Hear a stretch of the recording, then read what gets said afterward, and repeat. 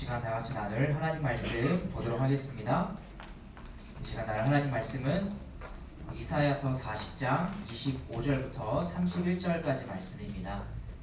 이사야서 40장 25절부터 31절입니다. 제가 가진 성경으로는 구약성경 1016쪽에 위치하고 있습니다.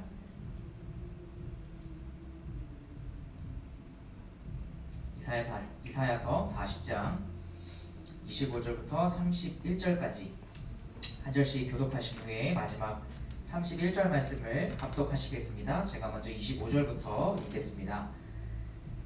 거룩하신 이가 이르시되 그런즉 너희가 나를 누구에게 비교하여 나를 그와 동등하게 하겠느냐 하시니라.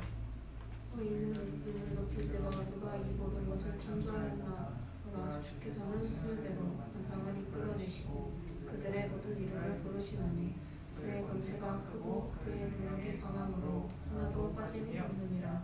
야곱아 어찌하여 내가 말하며 이스라엘아 내가 이르기를 내 길은 여호와께 숨겨졌으며 내 송사는 내 하나님에게서 벗어난다 하느냐.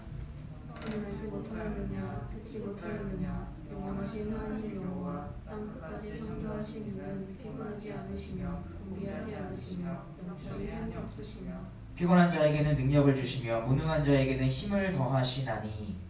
수면이라도 피곤하며 공비하며 잠잠이라도 넘어지며 쓰러지되. 함께 읽겠습니다. 오직 여호와를 앙망하는 자는 새 힘을 얻으리니 독수리가 날개치며 올라감 같을 것이요 다른 박질하여도 곤비하지 아니하겠고 걸어가도 피곤하지 아니하리로다. 아멘. 먼저 드려진 예물 위에서 함께 기도하겠습니다. 하나님 아버지, 오늘로 2021년 새로운 첫 번째 이 주일을 주님 앞에 나와 말씀 앞에서 함께 시간을 보내게 하시면 감사합니다. 하나님 아버지, 올 한 해에도 우리가 주님의 말씀 위에 서서 예배자의 마음으로 나아갈 수 있도록 주님 언제나 도와주시고, 그러한 일련의 마음을 담아서 우리가 주님께 예물을 올려드립니다.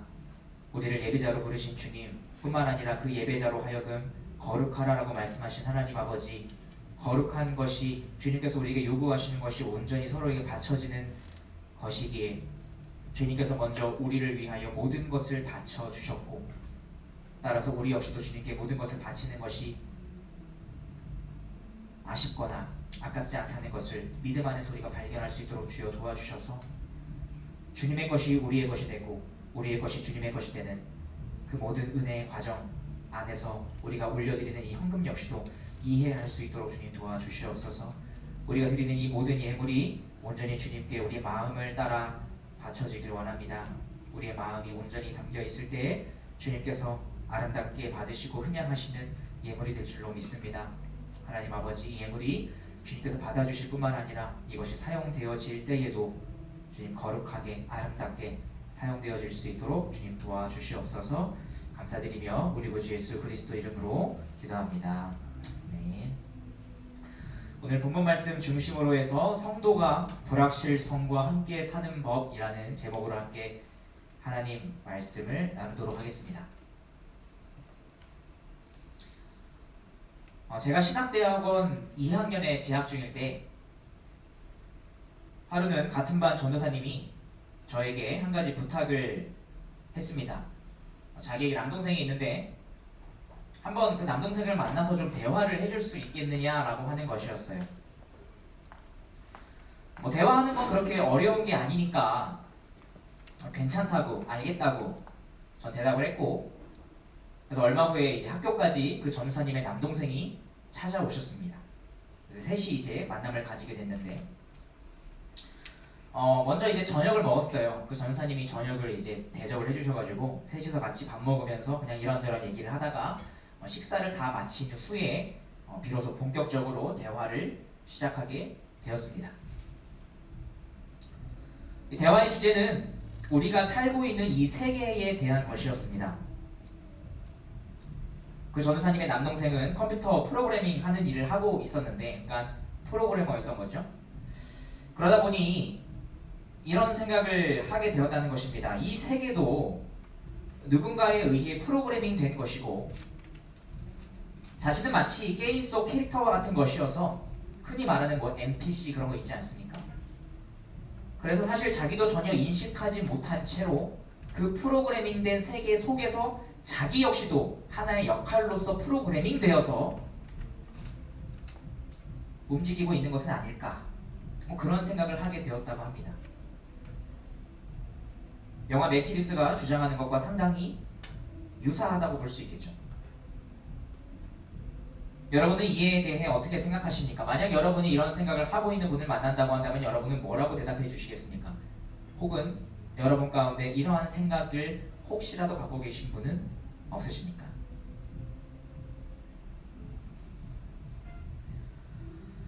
사실 이와 같은 생각은 그 청년, 그 전우사님의 남동생만이 가지고 있었던 아주 놀랍거나 독특한 생각이 아닙니다.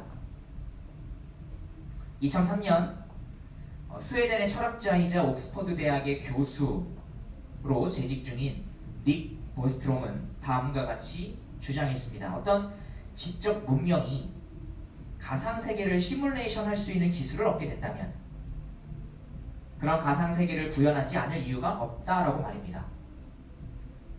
그리고는 그런 시뮬레이션을 돌리고 있는 우주 문명이 아주 많다면, 그 수가 아주 많다면 우주에는 실제 세계보다 훨씬 더 많은 수의 가상 프로그램들이 돌아가고 있을 것이고, 우리가 살고 있는 이 세계는 그 수많은 가상 프로그램 중 하나일 가능성이 사실 더 크지 않겠느냐는 거죠. 실제 세계가 아니라 사실은 가상 프로그램일 가능성이, 확률이 훨씬 높지 않겠느냐는 것입니다. 그 수가 훨씬 많으니까요. 그러면서 예를 들었던 것이, 여러분 혹시 심시티라는 게임 아십니까? 그런 시뮬레이션 게임이 막 100만 장 이상 팔렸는데 실제 세계보다 심시티에서 구현되고 만들어진 세상이 훨씬 수가 많다는 거죠. 우리가 그러면 그 세계 속에 있다는 것을 어떻게 부정할 수 있겠느냐 라고 하는 것이 이 사람의 주장이기도 했습니다. 한편으로는 허무맹랑한 소리처럼 들려요. 하지만 그렇다고 해서 이것이 틀렸다라고 하는 것을 입증하는 것은 결코 쉬운 게 아닙니다. 그거 어떻게 증명하겠습니까? 내가 이 세상 속에서 프로그래밍된 존재가 아니라고 여러분은 감히 주장할 수 있겠습니까? 반박할 수 있겠습니까? 무엇을 근거로 반박하시겠습니까? 이건 사실 쉬운 주제는 아니에요. 과연 이와 같은 주장을 우리는 어떻게 여겨야 하는 것일까요?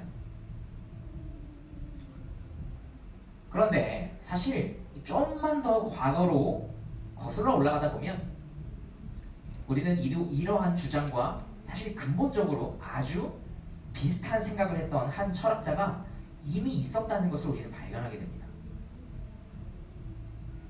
그래서 그 철학자의 어떤 사고 과정과 그 철학자가 어떤 결론에 이르게 되었는지 한번 좀 간단히 살펴보도록 하겠습니다.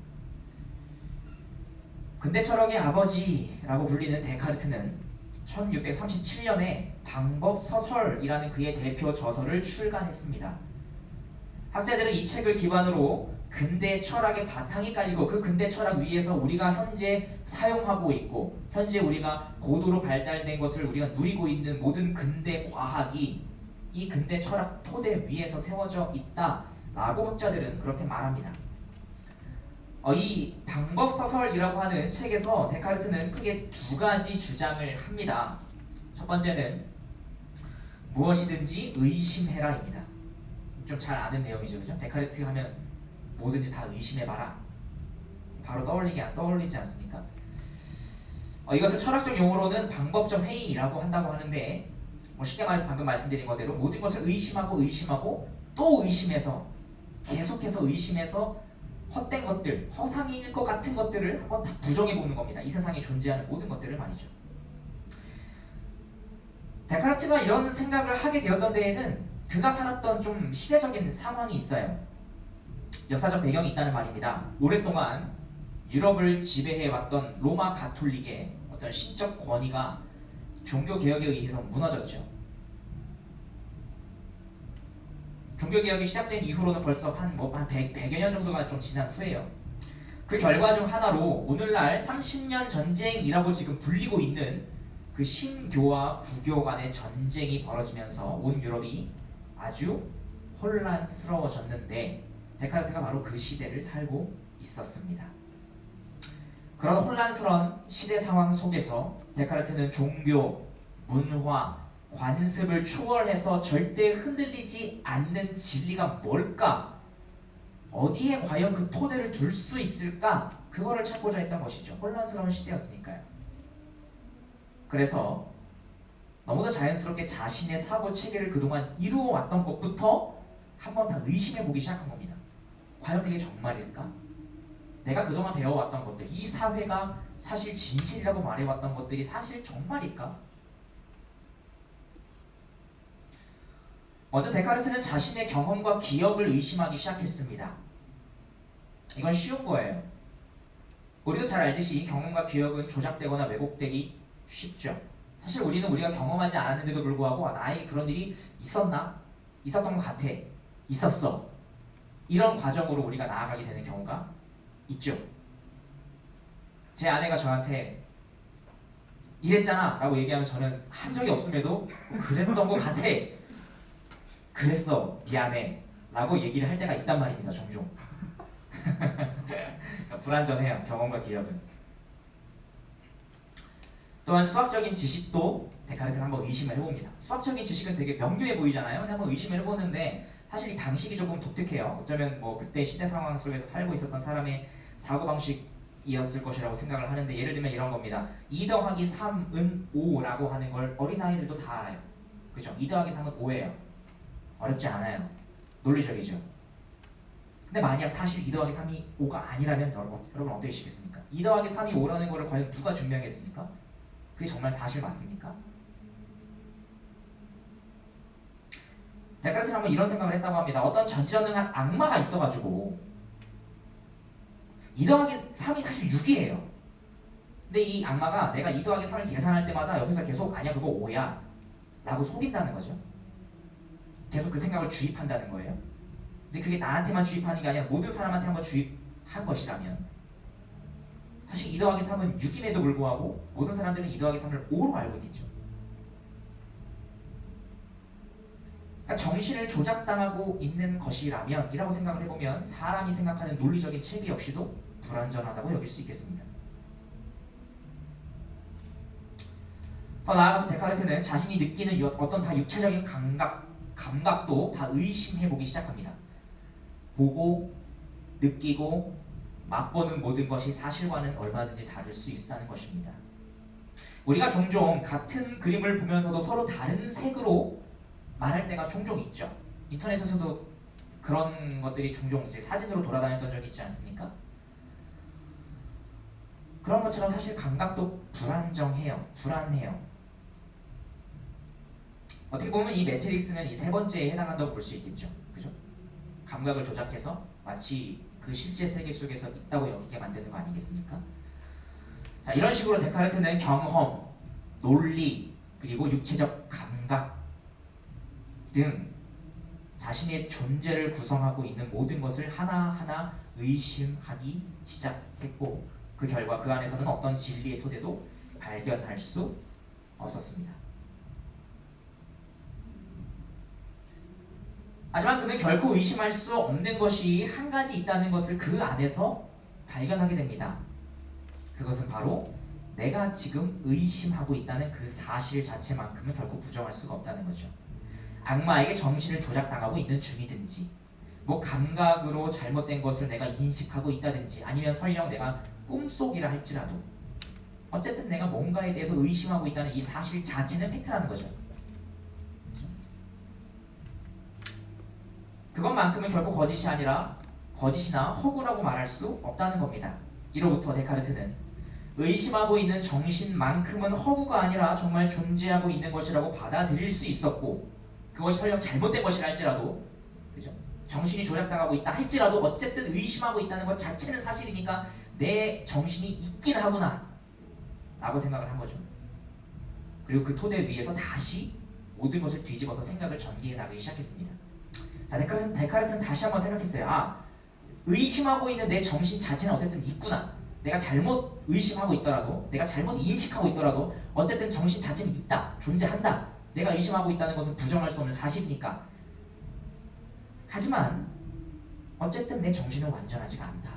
조작당할 수 있고, 그죠? 잘못 인식할 수 있으니까 완전하지는 않다. 존재하지만 불완전하다. 그런데 과연 이 불완전이라는 개념은 어디서부터 왔을까? 나는 어떻게 내 정신을 불완전하다고 말할 수 있는 것일까? 과연 나는 무엇과 비교해서 내 정신을 불완전하다고 말하고 있는 것인가? 이런 생각을 하게 된 거죠. 그리고 이러한 질문의 끝에서 데카르트는 다음과 같은 답변에 도달하게 됩니다. 내가 불완전이라는 개념을 자연스럽게 알 수 있는 것은 완전한 것이 있기 때문이다. 그러니까 불완전이라는 것은 완전이라는 개념을 전제로 깔아 놓아야만 생길 수 있는 개념이라는 거죠. 그리고 이 완전한 것에 대한 개념이야말로 신의 존재로부터 온 것이라고 생각했습니다. 신은 완전하기 때문에 모든 것을 알고 있고 모든 것을 할 수 있는 능력이 있고 조금도 악한 부분이 없이 참으로 선하며 이러한 신은 반드시 존재해야 한다라고 말입니다. 왜냐하면 존재하지 않는 그냥 관념 속에 있는 신은 불완전한 거니까요.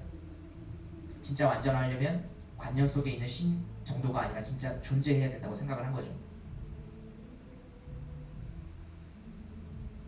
이로써 데카르트는 나의 불완전으로부터 시작해서 완전한 신의 존재 증명에 이르게 되었습니다. 그리고 최종적으로 이제 이렇게 결론을 내립니다. 이 세계가 완전한 신에 의해 만들어진 것이라면, 그렇다면 결코 이 세계는 허구일 리가 없다. 허구여서는 안 된다. 왜냐하면 완전한 신은 참으로 선하고 참으로 선한 신은 결코 허구나 거짓된 것으로 나를 속여서는 안 되기 때문이다. 그러므로 이 세계는 실제로 존재한다. 내 정신은 불완전할지라도 내가 불완전하다는 개념 때문에 완전한 것에 대한 개념을 갖고 있다는 걸 알게 되었고, 그 완전한 것이 신이라면, 그리고 신에 의해서 세상이 창조되었다면, 그러면 이 세계는 오히려 허구일 수 없다라는 결론으로 이렇게 돌아서 도달한 거죠.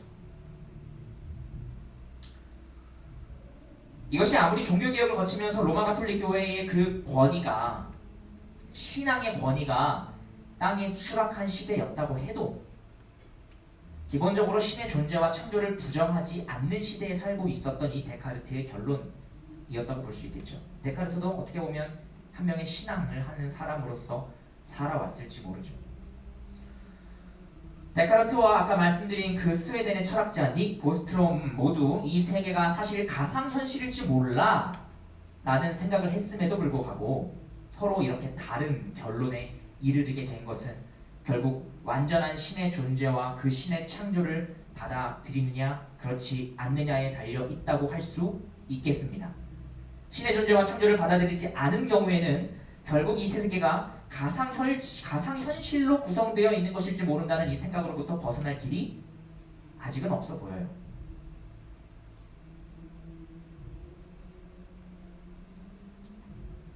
자, 그렇다면 데카르트의 두 번째 주장은 뭘까요?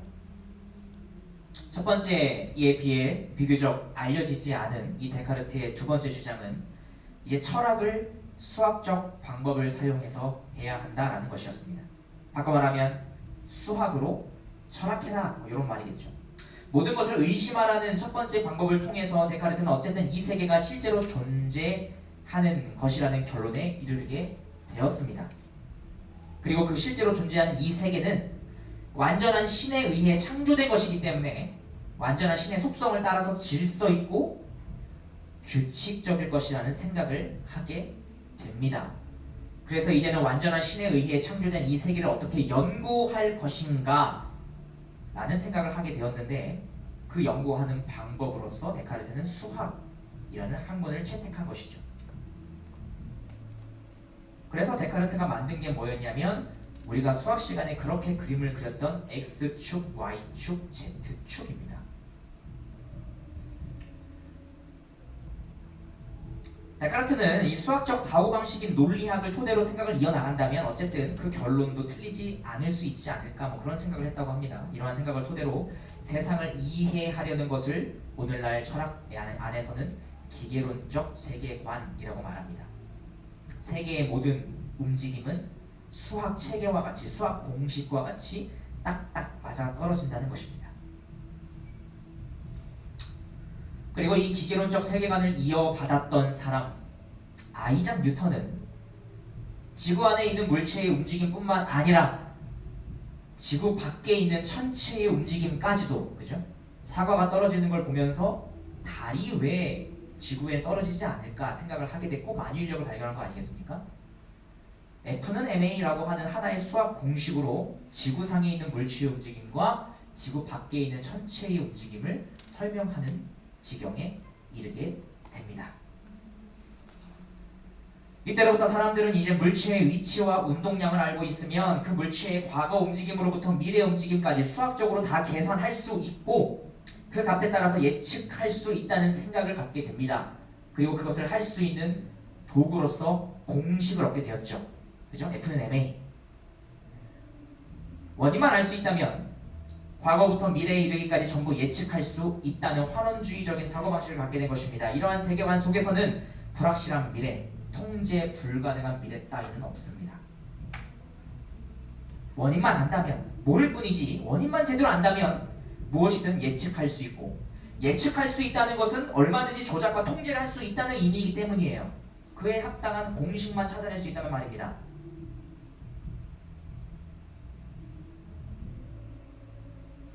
이로써 인간이 모든 경우의 수를 예측하고 통제할 수 있는 그야말로 신의 자리에 오르게 되었습니다.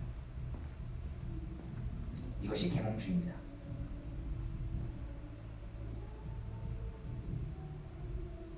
하지만 이러한 생각은 얼마 지나지 않아서 결코 넘어설 수 없는 장벽을 만나게 됩니다. 우리 눈에 보이는 물체의 움직임은 얼마든지 예측 가능하지만 연구를 계속 하다 보니까 인간의 눈으로는 직접 볼 수 없는 그 원자의 세계, 아주 작은 세계 속으로 들어가면 원자의 주변을 돌고 있는 그 전자의 움직임은 결코 예측할 수 없다는 것을 발견했기 때문이에요. 불과 한 250년, 300년 정도 만의 말입니다. 이게 바로 양자역학이라고 불리는 거죠. 이로 인해 스스로 신의 자리에 올랐던 인간은 다시 인간의 자리로 내려오게 됩니다. 모든 것이 예측 가능하고 통제 가능하다고 생각했는데 예측하지 못하고 그렇기에 통제할 수 없는 것이 있다는 사실을 받아들여야만 했기 때문입니다. 인간은 다시 불확실성을 염두하며 살아가야 하는 그런 불완전한 자리에 서게 되었습니다. 그리고 그것이 오늘날 과학의 위치입니다. 몇 년 전부터 방송을 보면 다양한 분야의 지식인들이 나와서 강연을 하는 프로그램이 상당히 많아진 것 같아요. 뭐 세바시라던가 아니면 뭐 어쩌다 어른 뭐 그런 프로그램도 있겠고 그런 프로그램들이 굉장히 많아진 것 같아요.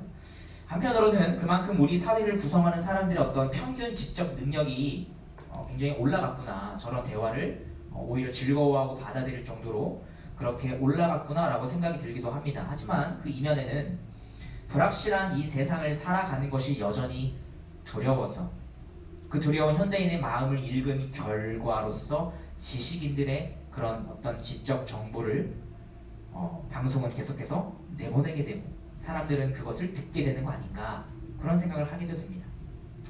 지식인들의 강연을 통해서 불확실한 미래를 향한 그 두려운 마음을 조금이라도 달래보려는 노력은 아닐까요? 이러한 강연은 뭐 심리학, 역사학, 사회학, 과학 등 다양한 분야의 지식인을 초청해서 구성이 되고 있습니다. 그 중에서 과학 분야를 보면 유독 김상욱 교수님이 자주 나오는 걸 좀 볼 수가 있어요. 혹시 들어보셨는지 모르겠습니다. 주로 철학하는 물리학자라는 문구로 이 교수님은 소개되고 있는데 이분이 전공한 분야가 제가 방금 말씀드린 바로 그 양자역학입니다. 불확실성을 다시 한번 언급할 수밖에 없었던 학문. 그래서인지 작년 10월에는 다음과 같은 주제로 강연을 했습니다. 불확실성과 함께 사는 법. 오히려 과학자가 이렇게 얘기하니까 뭔가 좀 아이러니하지 않습니까? 코로나19로 인한 요즘과 잘 어울리는 주제인 것 같습니다. 그 강연에서 물리학자인 이 김상욱 교수님은 이렇게 말했습니다. 미래에 대한 이야기가 나올 때마다 무엇이 올지 모르기 때문에 예측을 하는 것에 너무 많은 에너지를 쏟는 것보다도 더 중요한 것은 예측하지 못한 상황에 대한 빠르고 적절한 대처가 더 중요합니다. 이를 위해서는 변하지 않는 것, 변하지 말아야 하는 것을 먼저 고려해야 합니다. 이것이 방향의 큰 틀을 잡아줄 것이기 때문입니다. 이것을 먼저 잡아놓고 거기에서 변하는 것이 무엇일지 생각해보는 것이 위험 요소를 더욱 줄여줄 것입니다. 아마존의 창업자 제프 베조스도 다음과 같이 말했다고 합니다. 전략은 변하지 않는 것에 토대를 두어야 한다. 사람들은 나에게 5년 후나 10년 후에 무엇이 변할지에 대해서는 물어보지만 무엇이 변하지 않을 것인지에 대해서는 물어보지 않는다. 이 아마존 창업자가 이런 말을 했다고 합니다. 그렇습니다. 변하지 않을 것이 무엇인지 체크하고 그 토대 위에 장기 전략을 세우라는 것입니다. 교육 역시 마찬가지입니다. 5년 후에 인공지능 때문에 어떤 세상이 올 것인지 걱정하기보다는 5년이나 10년 후 우리 아이가 세상에 나갈 때에도 변하지 않을 것이 무엇인지 생각하고 가르쳐야 합니다. 역사는 절대 변하지 않습니다. 역사야말로 미래를 예측할 수 있는 거의 유일한 데이터입니다. 인간의 사고방식에 대해 논하는 철학도 중요합니다. 인류가 존재하는 한 바뀌지 않을 것들은 듣기, 읽기, 쓰기, 말하기입니다. 그러므로 인간이 생각을 하는 한 다양한 철학 사조는 인간의 사고방식과 논리에 대해 설명하는 데 큰 도움을 줍니다. 수학도 변하지 않습니다. 인공지능도 결국은 수학적 토대 위에 발전하고 있는 것입니다. 물리, 화학 역시 변하지 않습니다. 결론적으로 급변하는 시기에 우리가 생각하고 고려하고 배워야 하는 것은 수시로 변하는 것이 아니라 오히려 변하지 않을 것입니다.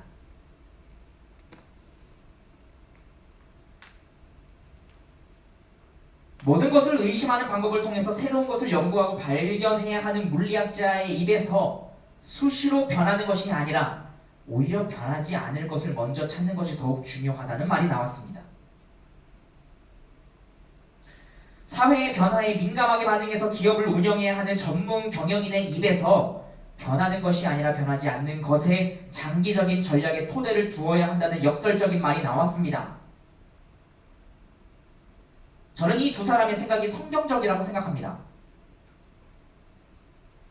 하나님께서 신자에게만 공기와 물을 주시는 것이 아니라 불신자에게도 공기와 물을 주시듯이 불신자도 삶에 대한 성경적 관점에 통찰을 할 수 있는 능력을 주시고 있습니다.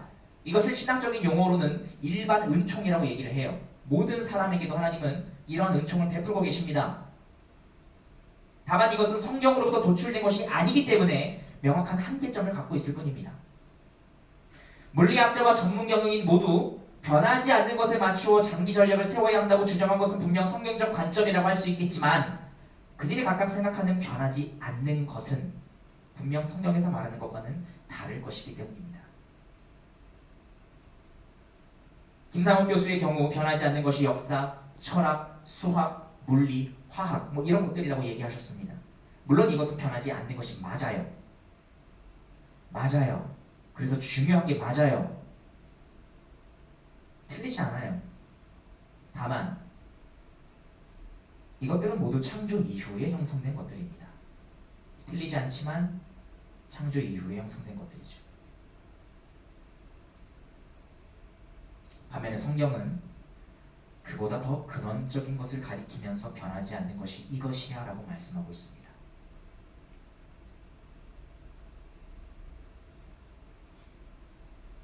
오늘 본문은 이사야 40장이에요. 지난주 그러니까 2020년도의 마지막 주일에도 이청년부는 이사야 40장에 대한 말씀을 간략하게 살펴보았습니다. 본문이었던 베드로전서 1장에서 사도 베드로가 이 이사야 40장의 말씀을 인용하고 있었기 때문입니다. 이사야 40장은 어떤 상황 속에서 선포된 내용이었습니까? 외부적으로는 북이스라엘과 남유다로 갈라진 이스라엘 중에서 북이스라엘이 아수르 제국에 의해 멸망당한 상황이었습니다. 한 국가가 전쟁 때문에 멸망당했어요. 국제정세가 정신없이 바뀌면서 주변에 있는 국가들은 애굽에 붙어야 살 수 있을까? 아수르에 붙어야 살 수 있을까? 고민하기 시작했습니다. 엄청나게 혼란스럽고 어지러운 시대였겠죠.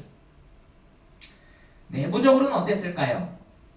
남유다는 다행히 히스기야라고 하는 그 다윗 이래로 하나님의 말씀에 순종하고자 노력했던 가장 선한 왕이 등장해서 가까스로 멸망의 위기를 넘길 수는 있었습니다. 북이스라엘을 멸망시켰던 아수르 제국이 남유다를 쳐들어왔을 때 히스기야는 그 위기를 넘길 수 있었다는 말입니다. 하지만 히스기야마저도 교만한 마음으로 인해 범죄하게 되었고 하나님으로부터 징계가 있을 것이라는 선언을 듣고야 말았습니다. 남녀다도 언젠가 바벨론에 의해 멸망당할 것이다. 징계의 선언이 내려졌다는 말입니다. 이처럼 한 개의 국가가 멸망을 당했고 그나마 살아남은 국가를 향해서도 멸망의 선언이 내려진 그 혼란스러운 상황 속에서 하나님은 이사야 40장을 다음과 같은 말씀으로 시작하게 하셨습니다. 이사야 40장 1절입니다. 너희의 하나님이 이르시되 너희는 위로하라. 내 백성을 위로하라. 급변하는 상황 속에서 하나님은 자기 백성을 향해 위로의 메시지를 선포하게 하셨습니다.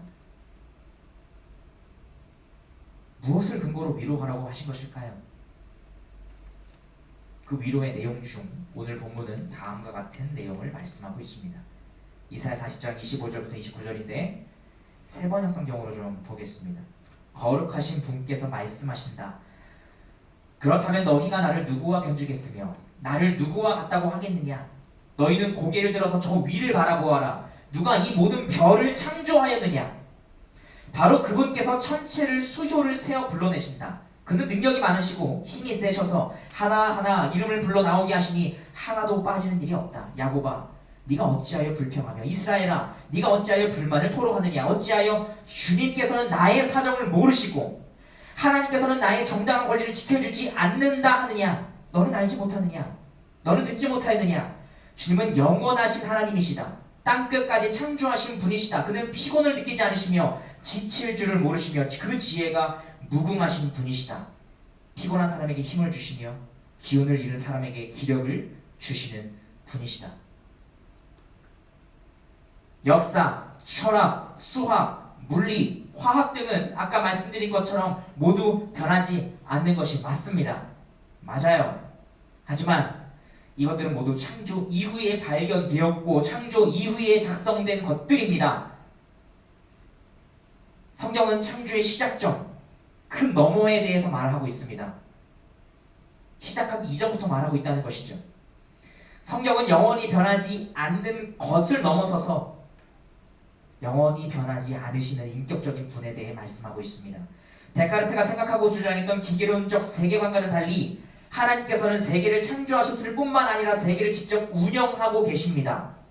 이러한 하나님의 일하심을 믿지 못하겠다고 말하는 자기 백성들을 향해서 하나님께서는 주께서는 나의 사정을 모르시고 하나님께서는 나의 정당한 권리를 지켜주지 않는다고 말하느냐라고 물어보시면서 오히려 친히 논쟁하십니다. 찾아오신다는 말입니다. 그냥 버려두지 않으신다고요.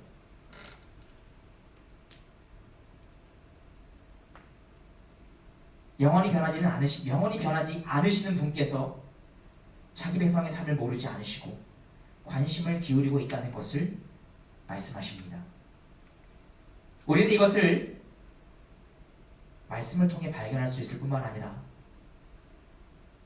결국 이 말씀의 모든 성취가 되신 예수 그리스도의 존재와 사역을 보면서 정말 그러하다. 정말 주께서 나를 내버려두지 않으시고 내 공고함을 살피고 돌보셔서 사실 나조차도 인식하고 있지 못했던 나의 진짜 갈망을 채워주시는구나. 나의 진짜 문제점을 회복시켜 주시는구나. 라고 하는 것을 우리는 예수 그리스도 안에서 발견하게 되는 거 아니겠습니까?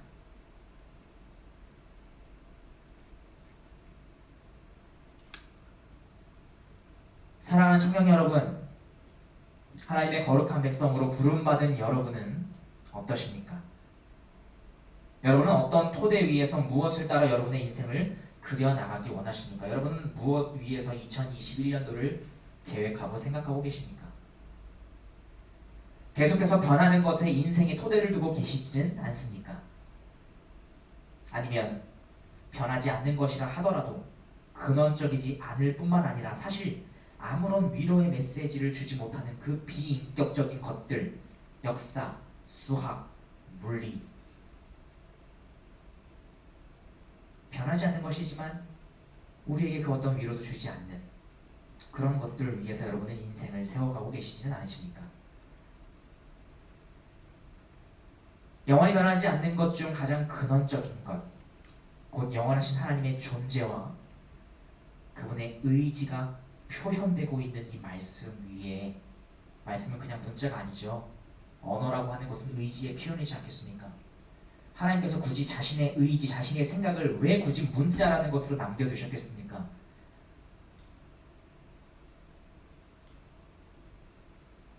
이 말씀 위에, 그분의 의지 위에 여러분의 인생을 세워가시기 바랍니다. 이러한 인생은 또 다른 변하지 않는 것, 무엇일까요? 곧 죽음을 넘어서서 영원에 이르는 가치를 지니게 될 것입니다. 주님은 이런 인생을 살고자 다짐하는 모든 자들에게 다음과 같이 말씀하십니다. 본문 30절부터 31절 저희 다 같이 한번, 여러분 각 처소에서 함께 다 같이 목소리 내어서 한번 읽어보시기 바랍니다. 본문 30절부터 31절입니다. 시작.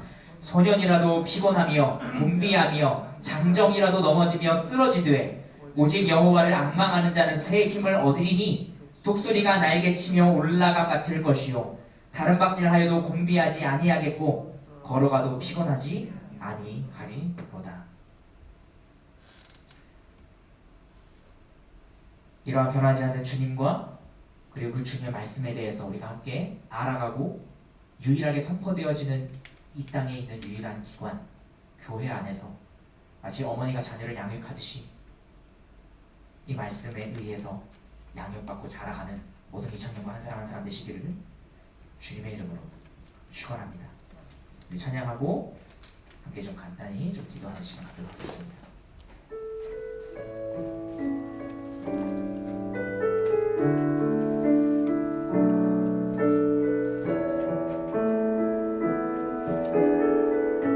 내일 일을 나 몰라요. 하루하루 살아요. 불행이나 요행함도 내 뜻대로 못해요. 험한 이 길 가고 가도 끝은 없고 고뇌요. 주님 예수 팔레미사 내 손 잡아주소서. 내일 일은 난 몰라요. 장래일도 몰라요. 아버지여 날 붙드사 평탄한 길 주옵소서. 좁은 이 길 진리의 길 주님 가신 그의 길 힘이 들고 어려워도 찬송하며 갑니다. 성령이여 금성을 항상 들려주소서. 내 마음은 정했어요. 변치 말게 하소서. 내일 일은 난 몰라요. 장래일도 몰라요. 아버지여 주신 소명대로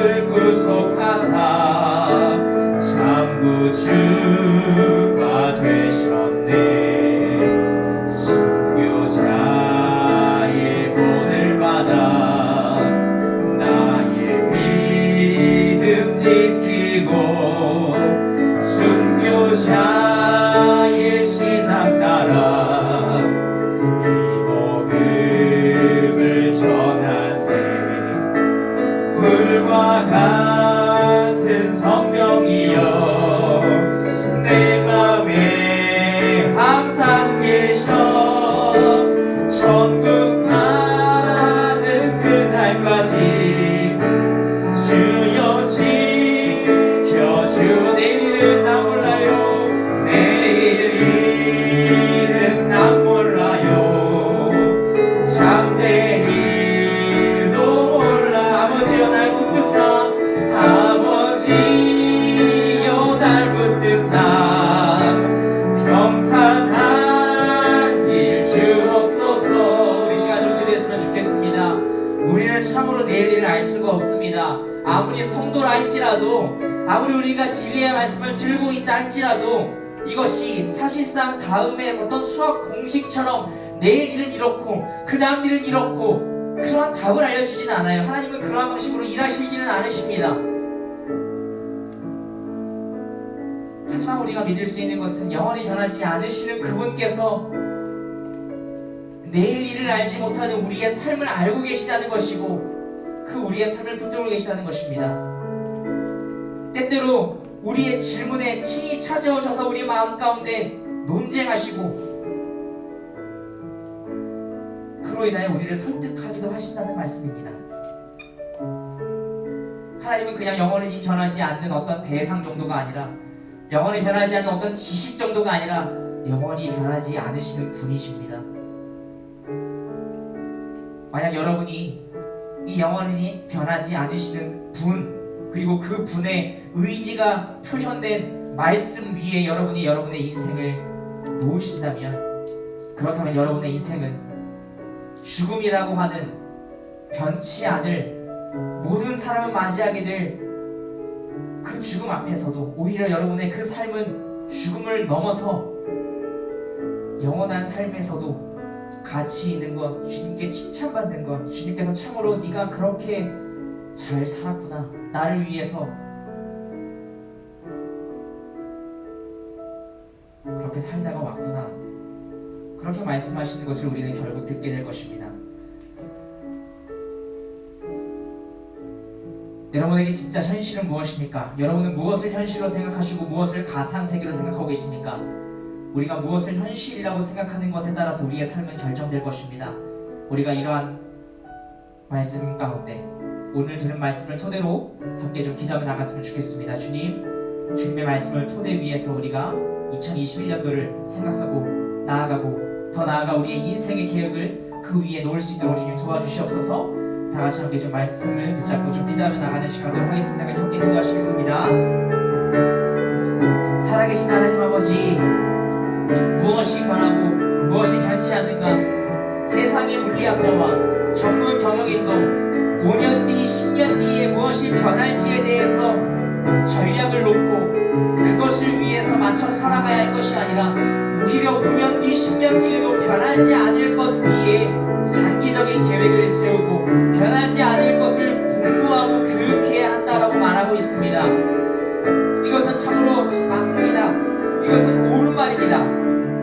그러나 그들은 안타깝게도 진짜 변하지 않는 것, 아니 변하지 않는 모든 것들의 근원이 되는 것, 모든 변하지 않는 것들의 시작점이 되는 것, 시초가 되는 것, 그 모든 변하지 않은 것들을 친히 만드시고 계획하시고 지금도 운행하고 이끌어 가시는 분이 있다는 것을 그들은 보지 못합니다.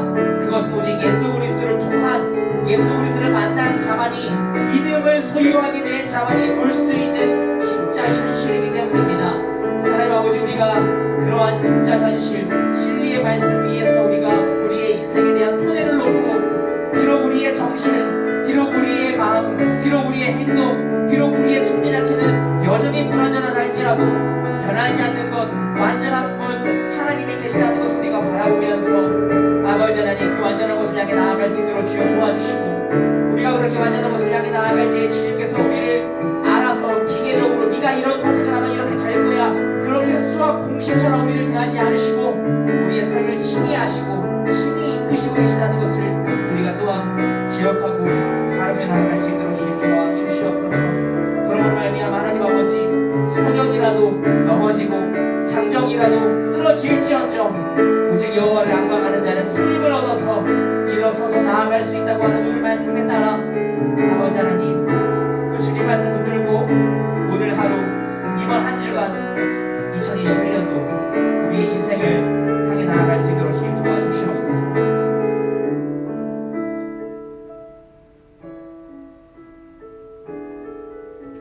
살아계신 하나님 아버지, 우리의 이 고백이 그저 우리 생각 속에 머물러 있는 것이 아니라 우리의 생각 넘어 참으로 살아계신 하나님께서 지금도 존재하고 계시고 오히려 그 하나님으로부터 모든 만물의 존재가 시작되었으며 지금 우리가 이렇게 서서 이렇게 주님 앞에 나와 예배를 드리고 우리뿐만 아니라 이 세상에 있는 모든 생명체 아니 온 우주가 지금도 존재로서 유지되고 있을 수 있는 이유는 모든 존재의 시발점이신 그 하나님께서 그 모든 존재하는 것들을 붙들고 계시다는 것을 우리가 잊지 않도록 주님 도와주시옵소서. 그런데 그분께서 우리에게 말씀하십니다. 너의 인생이 내 손 밖에 있겠느냐? 너의 정당한 권리를 내가 찾아주지 않겠느냐?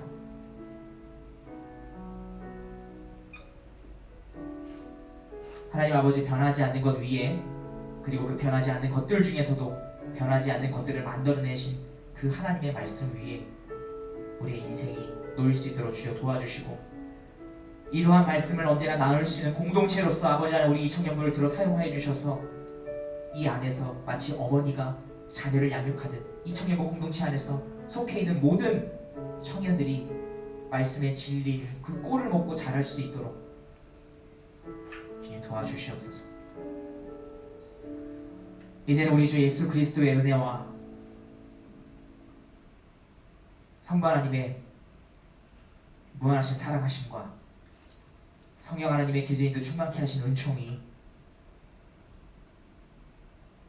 변하지 않는 것들의 근원이신 변하지 않는 분, 그분의 말씀을 따라 인생의 토대를 놓고자 다짐하는 모든 이 청년부 머리머리 위에 이제로부터 영원토록 함께 있을지어다. 아멘.